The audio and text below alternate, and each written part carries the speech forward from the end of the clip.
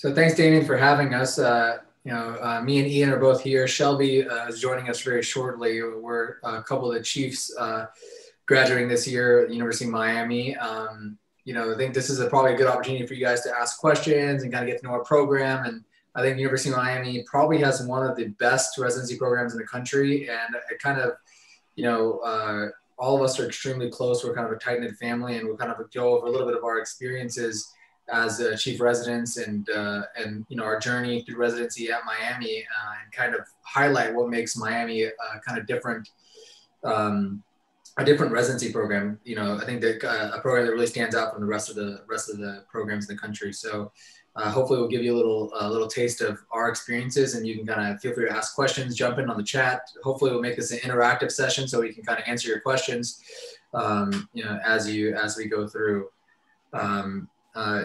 My name's Ashish. I'm kind of born and bred. Went to undergrad here, went to residency here, medical school here, and I did an in-folded fellowship in neuro-oncology. Ian is here as well. Yeah, Ian Cajigas. I'm also a chief. Did undergrad at MIT and then med school in Boston at Harvard Medical School, and then I was welcomed into the family for residency. Like Ashish said, we really want this to be interactive and kind of try to share our experiences and let you know a little bit about what makes Miami unique and how we were all able to kind of carve our unique paths through the residency. Mm-hmm. And then the third here is Shelby Burks. He actually just scrubbed out of a case, so he should be joining us shortly. But another University of Miami undergrad or med school graduate, and then also is did an in-folded fellowship in spine, peripheral nerve. And I think it speaks to the diversity between the three of you chiefs in the strengths of our program. Is that, and one of the things that attracted me, coming here this year was that we're very well-rounded in all aspects, and you're going to get excellent training, whether it's spine, functional, neuro-oncology, skull-based, we have, everything, pediatrics, it's all here. And so I think that the diversity of the interests in our chief class, speaks to that. And like she said, basically the, goal of this session is, mostly just a Q&A, discuss research experiences and unique opportunities academically that they had as residents.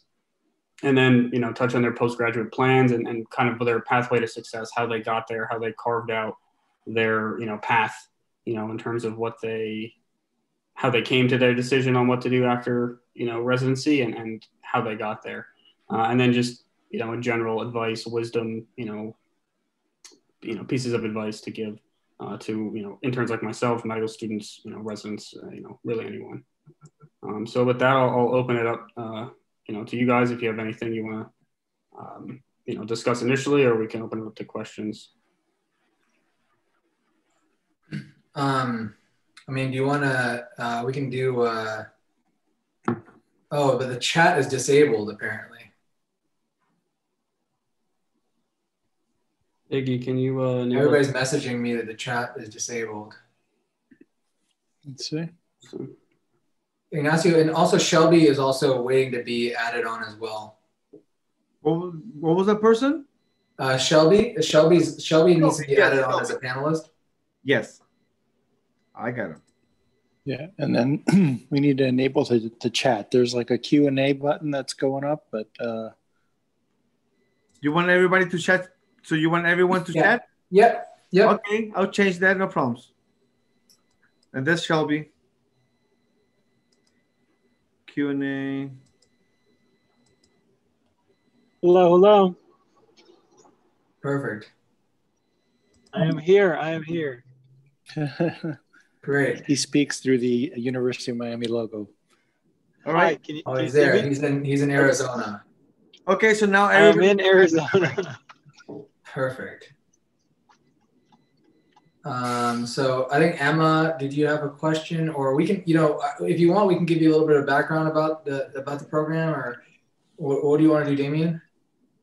Yeah, I think that works. Like a brief overview. I have your slides too, if you want to go. Yeah, we'll quickly I'm going to quickly run through those. Like in 2 minutes, I'll just kind of go through them real quick.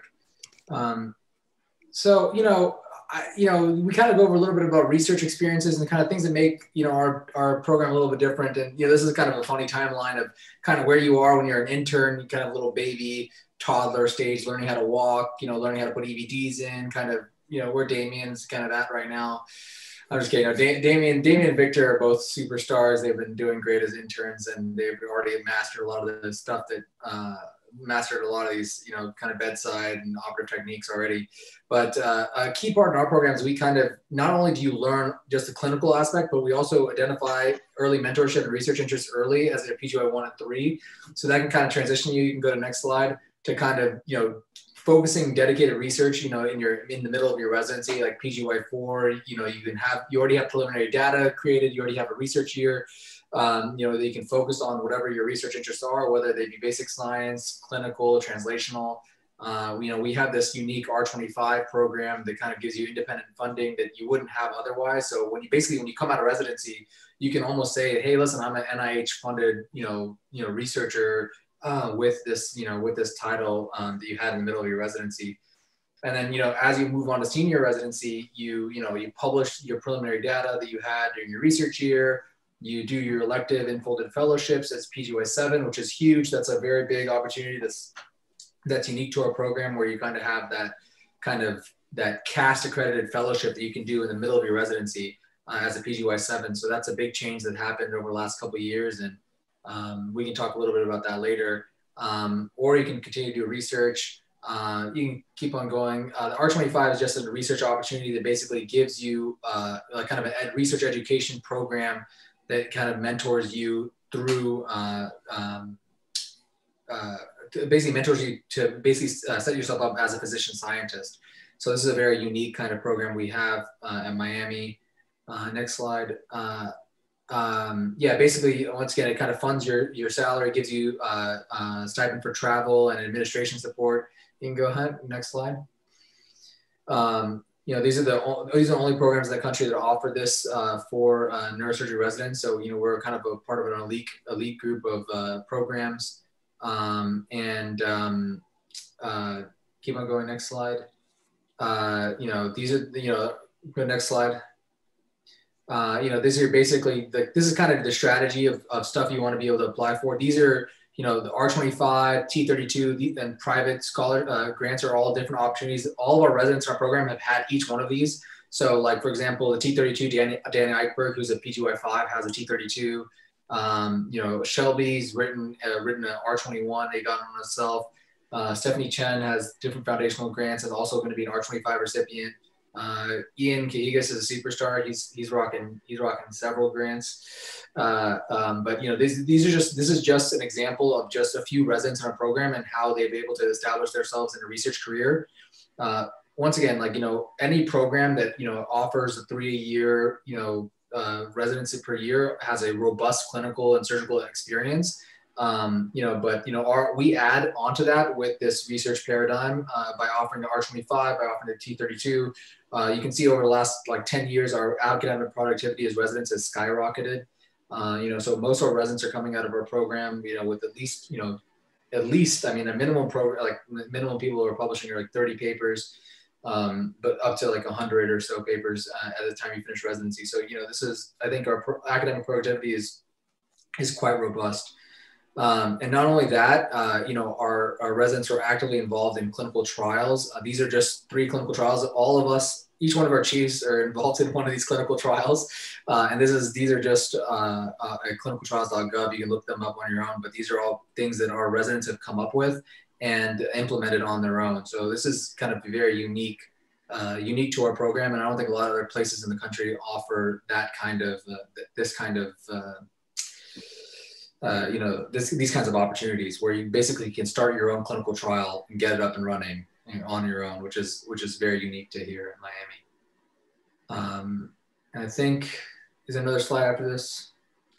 And somebody asked a question. I think sorry, that you might be able to take here. Perfect. So that was kind of a run through of our research in 2 seconds, but so I think Noah was asking a question about neuro-oncology, clinical trials, resident involvement. So so our our department is very unique. I think we have one of the highest volumes of operative brain tumors in the country. Dr. Komatar, our program director, is kind of mostly responsible for that. So we have a big referral base, and as a result, we have active clinical trials. Whether that, we just finished a dendritic cell vaccine trial. We finished a tocogen phase 3 trial here as well. There's a couple more, IDH mutant inhibitor clinical trials going on. As a resident, you're actively involved in them. I was me and Dan Eichberg were very involved in one of our prospective trials using Raman histology for brain tumors. That kind of allowed us to be, we published in JNS and also in Nature Medicine using this technology. All those ideas were kind of brought in by the residents, and we asked the attendings to help support us, and we kind of implemented that completely on our own. So I think that is very unique to here. Personally, I love brain tumors. I think they're the most fun surgery. You feel like you did a lot after surgery. You take out a tumor, but I love the pathophysiology and the kind of science behind trying to make patients better. So that's kind of why I went into neuro-oncology, because it's a very, you're always trying to do something. The outcomes are so bad that there's a very a big gap for you to make a big difference. I'll echo what Ashish just mentioned, is that there's a lot of role for kind of taking an idea and turning it into reality in our program, and our program director is very supportive of making sure that if you have a good idea, that you find a mechanism to push it forward. So regardless of what your area of interest is, there's a way to take something from idea to clinical trial to publication. Yeah. I think, Ian, to that point, there's another question about sharing a bit about your path and then how you got involved with your research. Let me see the question here. This is from Danielle. So my path was a little circuitous. Actually started out doing electrical engineering and started a PhD in electrical engineering before I decided that I wanted to do medicine. And so I have a big interest in paralysis and restoring function after spinal cord injury. And that was what was driving my research at the time. And I got to this point where I thought that I volunteered in a couple of clinical scenarios, and I realized how impactful it was to actually work with patients and see that you could actually help with your research. So I then decided to do medical school, and then after that, go through neurosurgery residency. So I kind of came at neurosurgery already with a particular area where I wanted to affect some change. And so therefore, Miami Project to Cure Paralysis for me was a huge selling point for coming to Miami because of the large volume of patients with spinal cord injury that we take care of.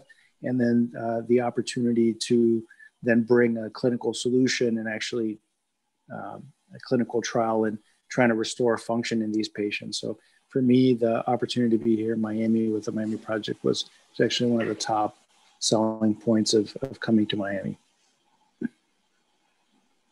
I think Ian has a very unique experience. He was able to leverage a lot of his engineering background and kind of really get and use that with the Miami Project and the basic science to kind of create a unique project. And as you know, the Miami Project is probably one of the top 5 NIH-funded institutions in the country in neurosurgery, at least. So it's a huge asset in residence. Yeah, I think that rather than belabor the details of any one approach, is just that neurosurgery is ripe for innovation, regardless of what experience you bring to the table. I think that a lot of it has to do with, having a type of patient that you want to help. Like Ashish is very interested in neuro-oncology and the outcomes. I'm very interested in spinal cord injury and brain-machine interfaces. Shelby's very interested in peripheral nerve injury. And so we all kind of took a clinical interest in a particular domain together with a research interest. And then there's just so much volume of, patients that we're able to take care of at the Miami Project. And at the University of Miami, and then together with the resources available at the Miami Project, you could really take a very straightforward idea or an area that you're very passionate about prior to neurosurgery, and then just turn it into reality. That's great. Yeah, I think that, to me, looking at you guys and kind of the journey, you know, from starting at an intern and seeing what the end goal is, you know, that definitely gets me excited for, you know, the opportunities that are to come. Shelby, do you have any thoughts, or you want to discuss kind of how you got to how your research interests, you know, settled in, and then kind of some of the interesting things you've done so far? Yeah, definitely. Sorry, I'm kind of running around because I went into kind of a later case today, and so here. Let me just sit down for a sec. Yeah, I think my path was kind of traditional, you know, college, med school, and then neurosurgery.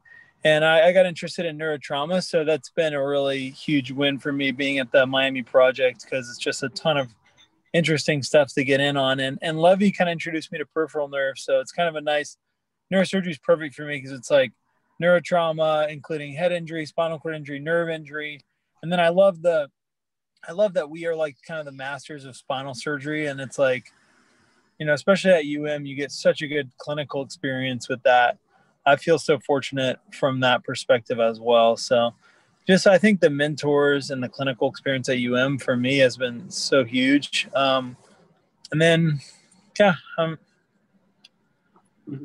that's about it. You want to talk about kind of like the mentorship aspect? Ashish touched on it earlier, but in terms of how to go about finding a mentor early, you know, like, you know, as an intern or young resident where you're not doing as much research, you're still trying to run a hospital. And yeah. Okay. So hold on. Finding a mentor early. I think starting in here, I'm going to turn off my video for a sec. Starting in med school, I mean, even in undergrad, having a mentor to just talk to about your projects and about just, yeah, generally about how your career is progressing has just been critical for me. I think I always have that at every stage in my career, including even during undergrad, even a little bit. I'm not driving. I'm sitting parked, and then during med school, I've kind of transitioned. I mean, med school, I transitioned to a neurosurgery mentor. And then even in residency, I transitioned mentors early in residency from Bullock, who was kind of my like lab mentor, to Levy, who became like my clinical mentor. And even now, like trying to, you know, accept like several mentors at once. I think everyone's kind of open if you kind of prove yourself as in your ability to work hard and be competent, then anyone will accept you as like a mentee. Can I jump in? Actually, one thing that I think took me a long time to realize, and I think that it's important to let the folks that are sort of starting their journey now know, is that there's always this picture of like, oh, I'm going to find one mentor that he's going to take me under his wing, and I'm going to learn all these things. And they're just kind of, that's what I need to find that person. And I would say that the likelihood of finding that singular person that takes you under their wing and shows you everything and turns you into the person that you want to be is probably very rare. What usually happens is that within different aspects of clinical medicine, neurosurgery, grantsmanship, paper writing, research, all of these things, you can find mentors within those areas. And so what you just need to be able to identify people who are very good at something that you're interested in, and then leverage whatever connection you have with them, you know, whether it's, you know, that you have similar interest in like sports or whatever, and you become friends in that regard. And you're like, could you show me how you do X, Y, or Z? Or could I volunteer for one of your projects? Or could I help out with this or that? Or would you just mind giving me a few words of advice on how to put this grant together? And little by little, you will find people who will be your go-to people to help you round yourself out into the individual you want to become, rather than finding that one singular person that's going to tell you all the secrets to life and how to be successful. And I think if you keep that in mind and you identify the things that you want to improve, kind of have yourself a moving target over the years as your resident, by the end, you will definitely be sort of ready to sort of take neurosurgery on your own, start your own research lab, or take whatever path you want. Maybe it's device design, maybe it's clinical trials. But I think the key step is to break it down into little bitty steps and then find the people who are very good at those different areas and try to hone in on what makes them successful. Mm-hmm. There's a few questions. I think Shreya had a question about leveraging your undergrad neuroscience degree. I think that you can definitely use that and integrate that into medical school. I think a lot of people and PIs in medical school love having people with backgrounds in research, and I think you can use that to get into a good lab and get good work done in the lab and kind of bolster your kind of resume in medical school. And then whenever you go into residency and you're applying, you have, this kind of research pedigree. I think that looks really good. So I think the neuroscience degree is definitely going to help you out. But I mean, certainly if you have, what do you call it? If your enthusiasm is probably the most important thing. Yeah, I think you can leverage your background, can be in anything. I mean, we have residents that have such diverse backgrounds. I mean, one of them is Greg Basil, who's in finance. I was an electrical engineer. Like, you can come from any sort of area and bring a unique twist to neurosurgery. And I think if you have a passion for neuroscience, which is why you would do an undergrad in neuroscience, you can definitely leverage that because it gives you a broader knowledge base about how the brain works and what the sort of the neurophysiology is that's actively going on. What are the open questions? You can actually turn your neurophysiology interest into something you do during surgery. You can record electrical signals from the brain or maybe chemical signals from the brain when you're doing different types of cases. Maybe you can develop new vectors to deliver biologics to tumors. The opportunities really are endless to leverage your prior experience. So we have a new question. What I think is a good one too. What do you know now that you wish you knew when you were earlier in your training? Looking back on their 7 years. Yeah, it's a tough question. I'd say that one, and that's the reason that I shared it, is to understand that this finding a singular mentor is not a thing, that you can find different mentors for different things, and that it's okay to divide those things up into different people. I think sometimes what happens is that we can find people that we're working with. Maybe it's your first mentor, and you're kind of, you really enjoy what you do, but you feel like you want to try other things or learn new things or learn a new approach or do something else. And it doesn't mean you have to completely abandon working with that mentor. It just means that maybe there are other people that can show you how to do those things. And then actually by bringing those two people together, you can even develop like a new pathway of how things get done or treated. So I think it's an opportunity for growth when you find yourself in one path and know that you'd like to try something else, or you'd like to maybe look at things a different way, to just reach out to people, and you'd be amazed. Everybody, at least within clinical medicine, that's in it for the right reasons, super collaborative. Like in the end, we're trying to do the best thing for our patients. So, and when you don't know, the other thing I would say is, I think I knew this pretty early on in residency, maybe like PGY2, but when you don't know something, it's okay to say you don't know. And we actually do less harm by always admitting what you know and you don't know. And part of the growth that happens as the older you get in neurosurgery is knowing how much you actually don't know.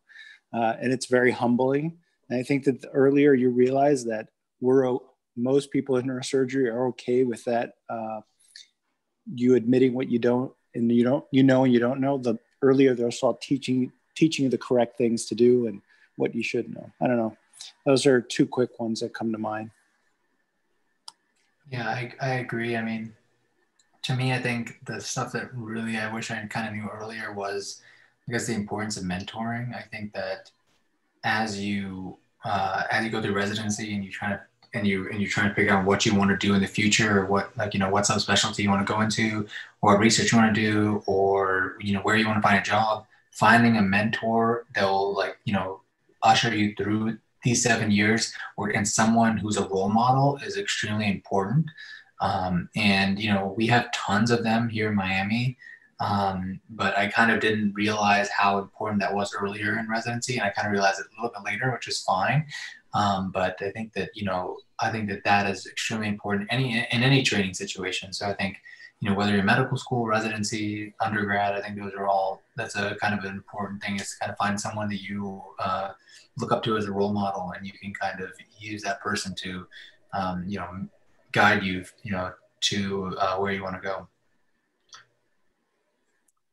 Nice.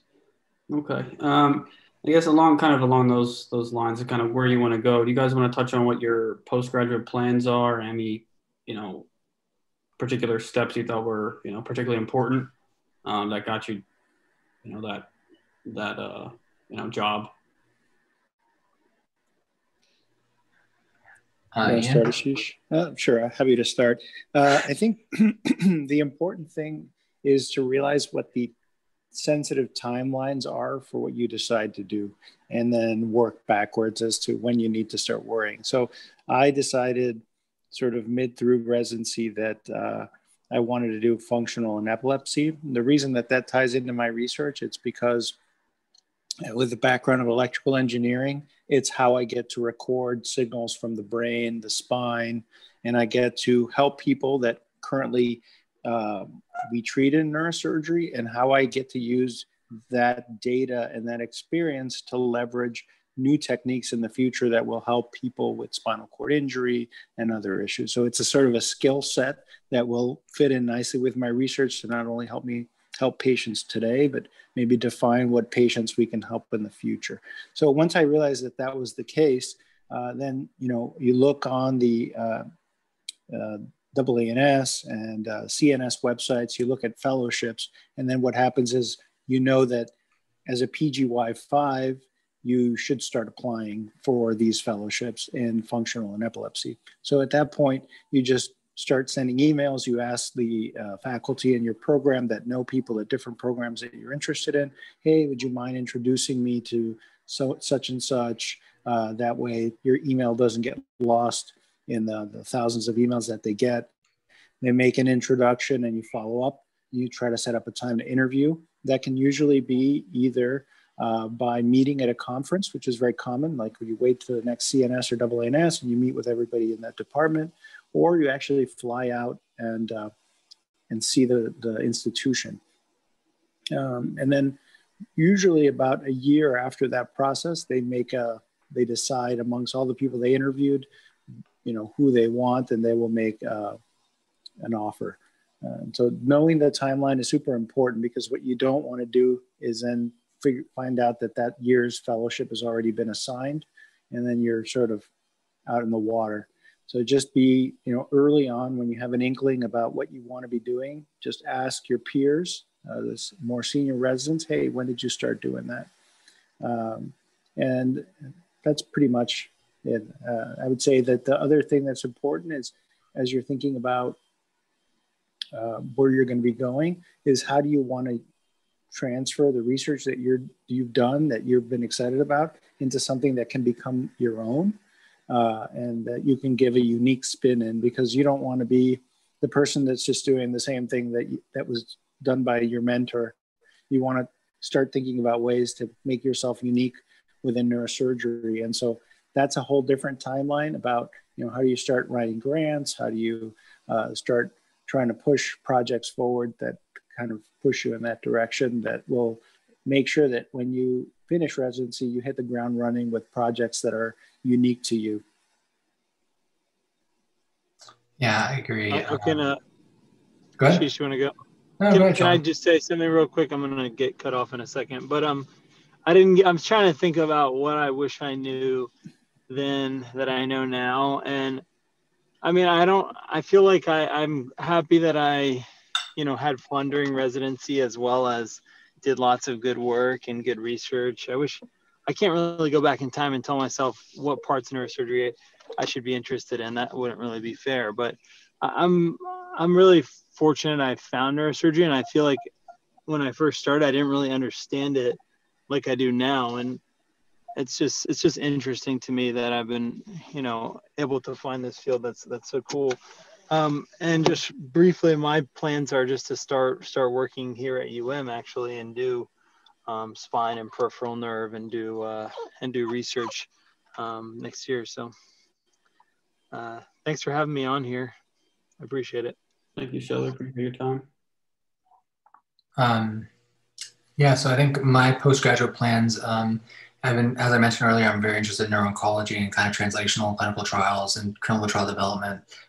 So I'm going to spend a year at the NIH doing kind of basic and translational research, get involved in clinical trials, and then potentially come back here to Miami and do some translational neuro-oncology here and try to expand our clinical trials that we're offering our patients. I think in general, it's always important to, as Ian mentioned, find a fellowship that meets your interests and kind of gives you the leeway to kind of do both research and and expand your clinical skills. In Miami, we're unique because you get all the clinical skills you need during residency. But I think sometimes just seeing how another program does things and making network connections at a fellowship are very important. And you can't underplay how important it is to kind of go out, to other programs, and get to know, the program director there and other residents, so that, you create a name for yourself outside. So that's another benefit of doing a fellowship as well. I think there are a few questions. I think we start with, I think Shreya said, any advice for second year medical students in terms of what to zone in on research? I mean, I think that, you got to find research that's interesting to you, and you got to find out, find a topic that you're interested in, because if you research on something you're not interested in, it's just going to, get you nowhere. It's going to be extremely boring, and you're not going to like it. So I urge everybody getting interested in research to pick a topic that, motivates you, that, gives you, something to do. And, your research is not going to be some Nature paper, or science paper initially. I mean, it may be a bad paper, but or maybe like something that is just kind of just the surface. But remember, that kind of builds these platforms. You kind of step, every single step, whether it be some preliminary data for a retrospective study, or or a case report, like that kind of helps build a case for you to become a a bigger researcher, to kind of build your resume. So when you are applying to medical school, it seems like what you're doing. Can I add something to that, Ashish? Yeah, I think the other thing is, like Ashish mentioned, is find something that you're interested in. If you're broadly interested in neurosurgery and not yet quite honed in on any particular project, the easiest thing to do is ask the people that are in neurosurgery what stuff they're working on and if they need any help. That's the easiest way to get involved. For those students that are internal to we have a shared spreadsheet that has a lot of the research project ideas that the residents have that are currently at different stages, and always available to talk about where those projects are and if they need help with a literature review or looking at some data and things like that. But the easiest thing to do is, hey, I'm interested. How can I help? Now, that doesn't mean that you come at it with I have no ideas of what I actually want to try to get out of this, or tell me what to do. You have to, I think what's different from being an undergrad or a medical student researcher coming into residency is that we all appreciate people who take an idea and own it and deliver on it. So if you say you're going to help with this particular project, it's basically, you should sort of take it from where it is and make sure you're going to take it all the way to the end, and not disappear, not let you make time for those things to happen. And the more you do that, and the more you make yourself available, the more people will give you more opportunities, the more they will take time out of their schedule to teach you all the different things you need to learn to write a good paper on your own. It's a sort of you give, you get, and it's this bilateral relationship, because the more people don't want to teach you 5 different things if you're then going to figure out that this isn't what you want to do and go do something else. So you kind of have to come at it with, hey, how can I help? You start there, and then you kind of prove yourself as somebody who can deliver, and people will definitely give you the time to to be involved in more ideas, more projects. And the more you're around, the more you see, the better idea of what you find interesting you'll get. Mm-hmm. Yeah, I think that's really important. Even just speaking from my experience, not too recently far away from medical school, is that, when I first got interested in research, was mostly my first and second year. And it really started with, emailing the attendings and saying, oh, anybody, you have a research project, I'm interested in neurosurgery. And, they forwarded me to, some of the residents that were working on projects. And then from there, you just, coordinate with the residents and get things done. And you start, doing data collection and the basics. But then, if you're like, oh, I want to get some more projects, then you can reach out and, shadow some of the attendings. And that's how I was a medical student here. And that's how I got involved with Dr. Wang. I just showed up in his OR and started shadowing him. And after, a couple months of periodically shadowing him, he said, hey, like, I've got a research project you were interested in. And that's kind of how the relationship, built from there. And then the other resource as well is, older medical students. If you're a first, second year medical student and you happen to have a neurosurgery interest group like we have at that's a very valuable tool, or just asking the other students if they're involved. The senior students that are involved in neurosurgery, seeing, what attendings have more research projects going on, what residents could use help, things like that, to just, and even the basics of doing research, how to put together a spreadsheet, things like that, if you're not as familiar with the, ins and outs of research. Yeah, there was a follow-up question, I think, from, who was it here?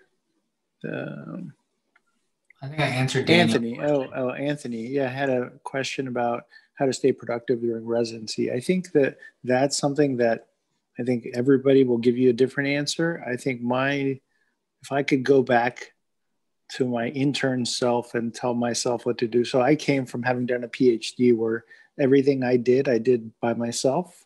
And I try to get things going from scratch and just kind of like, you beat your head on something until you solve it kind of mentality. Whereas clinical medicine has so many different responsibilities that the way to truly be successful is to imagine this analogy, is that every paper or every project can be like a rock, and you're pushing that rock to the top of the hill. And each of those rocks don't have to be mammoth rocks that are super complex. Sometimes they could be a little pebble. But what you want to do is you want to juggle your effort between the one big rock that's something that you're extremely passionate about, that you're going to slowly move forward, and these other smaller things that don't take as much effort. They're not only going to help your colleagues because you're bringing in your expertise to their work, they're going to help you because they're going to increase the number of publications you're working with. You'll learn different skills with each one, and it'll maintain that productivity throughout. And then later on in residency is something that I'm still working on, is delegation. It's actually identifying those people who are very good at with where they are right in their training to deliver. So when if you run into a particular issue, a particular project, you're like, oh, I know that if I reach out to so-and-so, he'll be able to help me out in a few hours with this and that, and actually giving them that idea or giving them that paper. Like it's less than about always wanted to be the first author, second author, but just putting everybody equally on a paper where they've contributed, and you're pushing these ideas forward because they're exciting to you and things you want to carry forward. So, delegation and actually spreading your effort into a few things that require, energy, very little energy very often, and then lots of energy not so often, and vice versa, just to keep those projects moving forward. I think forward momentum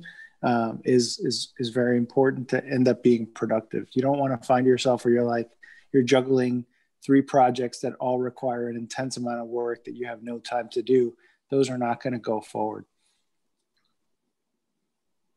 Okay, it looks like there was one more question and maybe some final thoughts from you guys if you have any before we wrap up.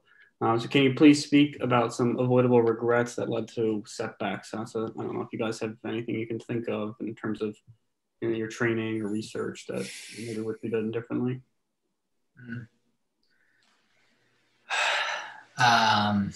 Regrets. It's a tough question. It's like a job interview question. Here, I'll jump in. So the way to answer these questions, just so that when you're all going for a job, is turn the regret into something that's actually something you learned a lot from. So, I think one potential regret is having taken so long to find a path to get into neurosurgery for me. But again, that puts me at an age disadvantage, but then you got to turn that into an advantage. And the advantage is all those extra years I spent thinking about other things that now I can potentially make relevant within neurosurgery. So, while some of us might take very circuitous paths, it doesn't mean it's the incorrect path. And you can always, in the end, leverage those experiences to make something better. So that's an FYI, that's how you answer those questions on jobs, so that you don't get yourself into an actual regret. You always just turn it into a positive.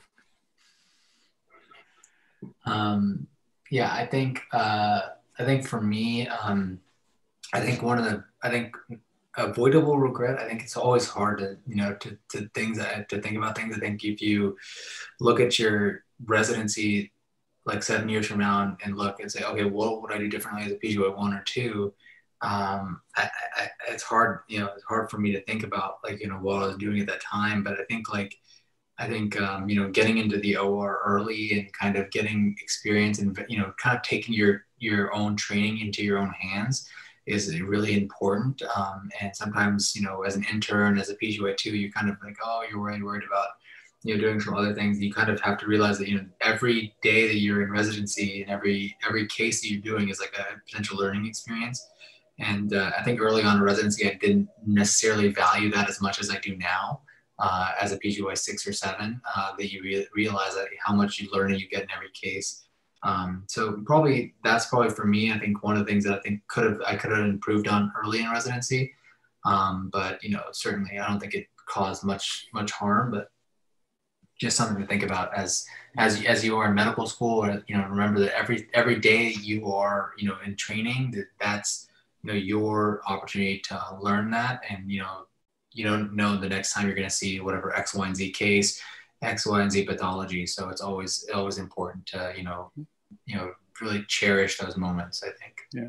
One thing I would add, though, that every clinical decision that you in the end find you were incorrect, or you did something wrong, or something happened to that patient that you could have potentially done something better, those are very teachable moments for yourself. And that you should always keep an eye out for those moments and avoid those things in the future. And those are probably innumerable.